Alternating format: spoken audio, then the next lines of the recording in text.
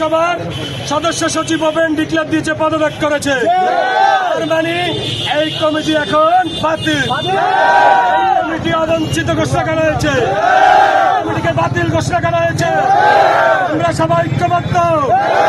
আপোষ আছে? আয়ের বিয়ের ব্যাপারে কোনো আপোষ আছে? আমাদের ঐক্যের ব্যাপারে কোনো আপোষ আছে? সবাই ঐক্যমত। ইনশাআল্লাহ আপনারা সবাই ঐক্যমত। আতাত করে টেন্ডারবাজি হতে করে সবকিছুতে তারা সুবিধা ভোগ করেছে। আজকেও তারা এসেছে আমাদের যুবদলের নেতৃত্ব নিয়ে সুবিধা ভোগ করার জন্য।